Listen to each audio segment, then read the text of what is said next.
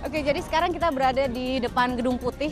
Kalau Anda lihat di situ bagian West Wing itu kantornya Presiden Obama. Jadi harusnya kalau dia melihat keluar, dia bisa melihat ada ratusan orang mengenakan seragam oranye, yaitu seragam tersangka teroris, untuk memperingati 10 tahun penjara Guantanamo dan tentunya menagih janji Presiden Obama. Kenapa kok belum ditutup-tutup juga? Padahal pada saat pertama kali dilantik, ia berjanji akan menutup penjara ini dalam waktu 1 tahun. Sementara ini sudah lewat 3 tahun ya. We are unstoppable. Human rights are possible. We are unstoppable. Human rights are possible. We are unstoppable. Human rights are possible. We are unstoppable. I don't want to be ambiguous about this. We are going to close Guantanamo, and we are going to make sure that the procedures we set up are ones that abide by our Constitution. Janji itu sampai sekarang belum terlaksana karena berbagai alasan. Salah satunya adalah penolakan dari Wakil Rakyat Amerika di Kongres, karena memang faktanya ada beberapa tawanan Guantanamo yang dilepas dan kemudian bergabung kembali dengan Al-Qaeda serta Taliban serta melakukan aksi kekerasan melawan tentara Amerika di Afghanistan atau Irak. Ada juga faktor bahwa negara asal tawanan ini tidak mau menerima mereka kembali, atau negara itu dalam kondisi tidak stabil, misalnya seperti di Yaman. Jadi kalau tawanan itu dilepas bisa menimbulkan resiko keamanan bagi Amerika. Waktu itu juga sempat muncul wacana untuk memindahkan tawanan ini ke penjara di Amerika Serikat, di mana mereka itu bisa diproses sesuai hukum. Namun ternyata tidak ada negara bagian yang bersedia menampung mereka dan masih banyak urusan legal, urusan hukum yang lain yang simpang siur yang membuat penjara ini sulit ditutup. Pemerintah Bush sendiri sudah melepaskan sekitar 540 tawanan. Sekarang ini ada 171 tawanan yang masih tersisa dan kondisinya itu macam-macam ya. Kalau nggak salah itu ada 36 yang menunggu pengadilan atas tuduhan kejahatan perang. Ini termasuk tersangka serangan 11 September.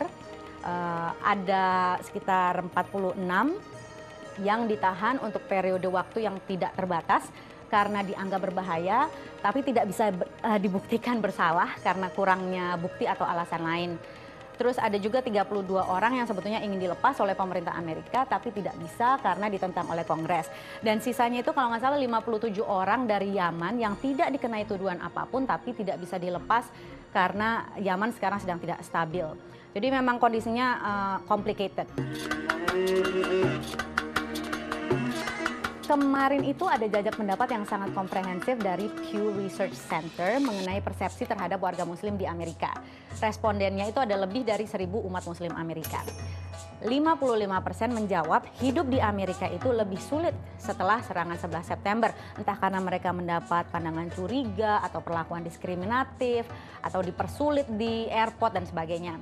Nah, angka ini tahun 2011 itu tidak banyak berubah dibandingkan survei serupa tahun 2007.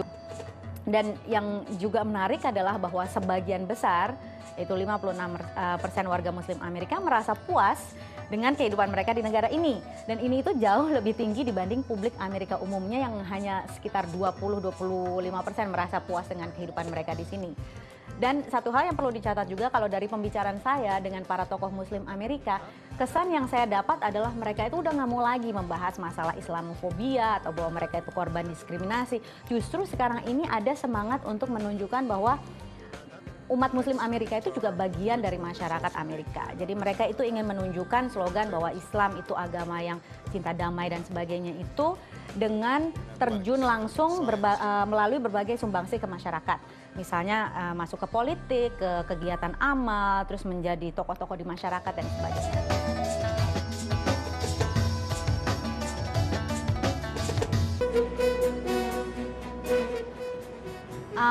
Salah satu pengalaman yang paling mengesankan sekaligus paling menguji fisik saya adalah liputan pelantikan Barack Obama awal 2009. Saya melakukan laporan langsung untuk beberapa televisi di Indonesia dari Capitol Hill, dari gedung Kongres ya. Nah saat itu luar biasa sekali suasananya ya, jadi lautan manusia dan energinya itu positif sekali ya, sangat optimis, penuh harap. Nah cuma beratnya waktu itu suhunya itu minus 12 derajat Celcius dan anginnya itu dingin sekali menusuk tulang. Ya itu ya suhu segitu 12 derajat Celcius itu bisa lah ya ditahan sejam 2 jam kalau kita di luar selama itu. Tapi karena saya harus live seharian penuh, saya itu berada di luar ruangan selama hampir 8 jam, 7-8 jam. Paling berat itu adalah menjaga konsentrasi untuk tetap bisa tampil on cam, memberikan laporan secara logis dan masuk akal tanpa gemeteran. Dengan tetap bisa ngomong, padahal ini ngomong tuh udah susah banget ya. Jadi meskipun buntelan-buntelan dan meskipun dengan sangat menggigil dan gemeteran, saya tetap berusaha melakukan tugas saya dan itu pengalaman yang sangat mengesankan sekali buat saya. Kalau kita di Indonesia, datang pakai mobil TV, bawa kamera pasti bisa lah dapat liputan atau wawancara atau minimal doorstop gitu ya. Kalau di sini jangan harap, itu semuanya harus diatur di depan, harus dapat izin terlebih dahulu, harus atur schedule, harus ngasih list pertanyaan, kalau mau stand up di satu lokasi juga harus minta izin dan sebagainya.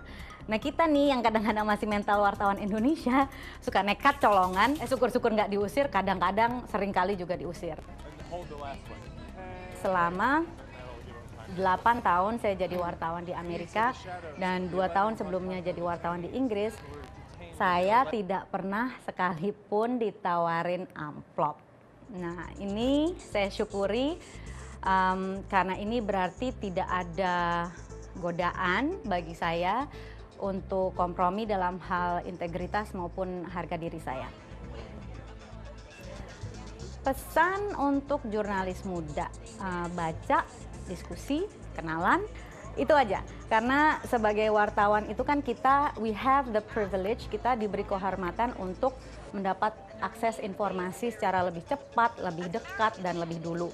Lahaplah informasi sebanyak-banyaknya, pertajam intuisi dan logika, dan itu akan sangat terbantu kalau kita mau belajar untuk membaca dan banyak diskusi.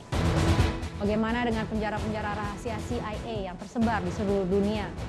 Bagaimana dengan penjara di pangkalan Bagram, Irak yang masih menampung ratusan tawanan? Penutupan Guantanamo memang langkah pertama yang sangat penting. Tapi Guantanamo bukan akhir cerita. Dari Washington dan Guantanamo, Katsui Kuswara, Rafael Setio, VOA